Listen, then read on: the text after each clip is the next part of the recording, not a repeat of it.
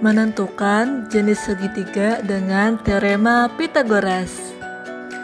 Tujuan pembelajaran pada video kali ini yang pertama, siswa mampu menjelaskan hubungan kuadrat sisi-sisi segitiga dengan teorema Pythagoras.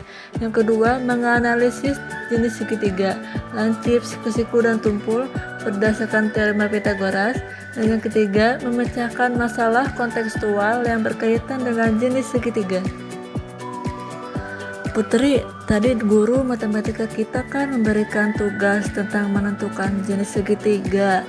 Aku masih bingung nih, gimana caranya kita bisa tahu apakah suatu segitiga itu siku-siku, lancip, atau tumpul hanya dari panjang sisi-sisinya. Oh iya, memang agak membingungkan ya. Tapi aku ingat, guru pernah bilang ada hubungannya dengan teorema Pythagoras. Coba kita lihat soal yang diberikan dulu ya. Tentukan jenis segitiga dengan sisi-sisi berikut. Yang A 3 cm, 4 cm, dan 5 cm. Yang B 5 cm, 6 cm, 8 cm. Dan yang C 6 cm, 8 cm, 12 cm. Nah, ini dia tantangannya. Kita harus mencari tahu caranya. Mari kita selesaikan bersama-sama. Teorema Pythagoras kan rumusnya A kuadrat tambah B kuadrat sama dengan C kuadrat, di mana C adalah sisi terpanjang. Tapi bagaimana ini bisa membantu kita menentukan jenis segitiga? Bagus, itu titik awal yang tepat. Coba kita mulai dengan contoh pertama. Sisi 3 cm, 4 cm, 5 cm, mana sisi yang terpanjang? Yang 5 cm. Jadi C sama dengan 5. Berarti A sama dengan 3 dan B sama dengan 4. Betul sekali. Sekarang coba hitung berapa 3 pangkat 2 ditambah 4 pangkat 2? 3 kuadrat tambah 4 kuadrat sama dengan 9 tambah 16. Itu sama dengan 25. Dan berapa 5 pangkat 2? 5 kuadrat sama dengan 25. Wah, sama. Jadi 25 sama dengan 25. Atau C kuadrat sama dengan A kuadrat ditambah B kuadrat. Ini berarti apa ya? Oh, ini memenuhi teorema Pythagoras.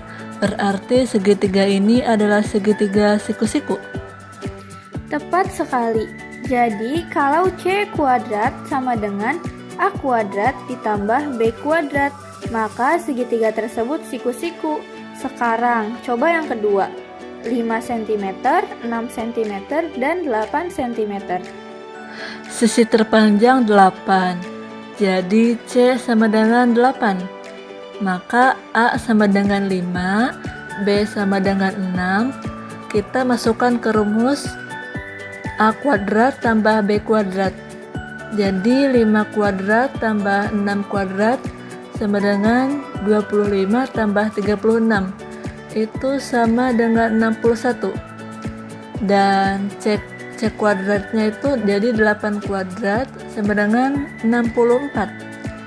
Nah, sekarang 61 tidak sama dengan 64. Malah 61 itu lebih kecil dari 64. Atau C kuadrat lebih besar dari A kuadrat ditambah B kuadrat. Kira-kira jenis segitiganya apa ya? Kalau C kuadrat lebih besar dari A kuadrat tambah B kuadrat, berarti sudut yang berhadapan dengan sisi C lebih besar dari 90 derajat. Jadi ini segitiga tumpul.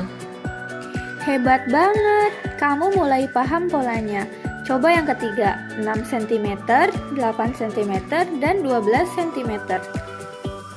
Oke, C sama dengan 12, A sama dengan 6, B sama dengan 8.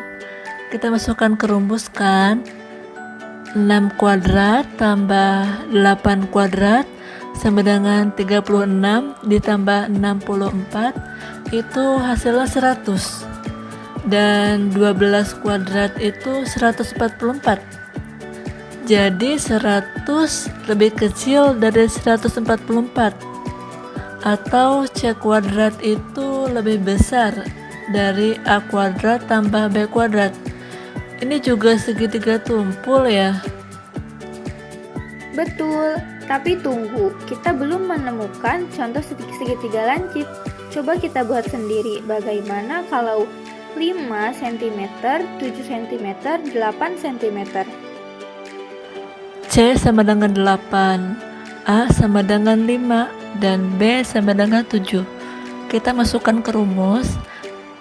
5 kuadrat ditambah 7 kuadrat sama dengan 25 ditambah 49 itu sama dengan 74. Dan 8 kuadrat itu 64. 74 kan lebih besar dari 64.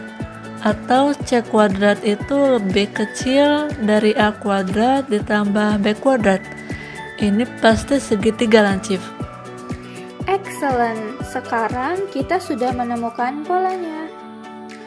Jadi kesimpulannya, kalau C kuadrat sama dengan A kuadrat ditambah B kuadrat itu segitiga segisiku.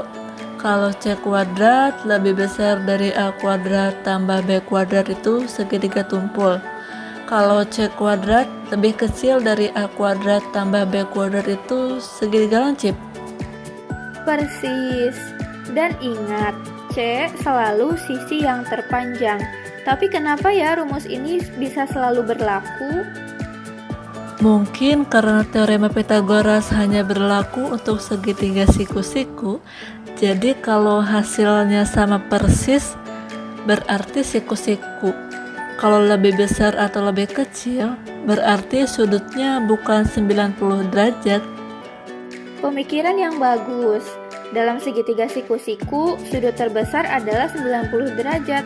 Kalau C kuadrat lebih besar dari A kuadrat ditambah B kuadrat, berarti sudut di hadapan sisi C lebih dari 90 derajat atau tumpul.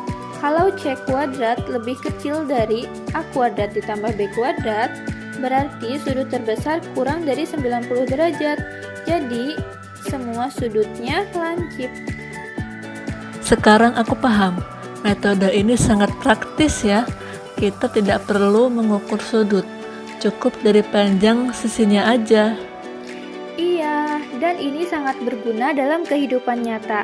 Misalnya, seorang arsitek ingin memastikan apakah sudut bangunannya benar-benar siku-siku atau tidak. Atau tukang kayu yang ingin membuat meja dengan sudut yang tepat. Betul, teorema Pythagoras memang luar biasa. Dari satu rumus sederhana, kita bisa menentukan jenis segitiga apapun. Terima kasih Putri, sekarang aku sudah mengerti. Mari kita coba soal-soal lainnya untuk latihan. Ayo, practice makes perfect. Nah, ada soal nih. Yuk kita kerjain dulu bareng-bareng. Nanti kalian jawab ya soalnya di kolom komentar.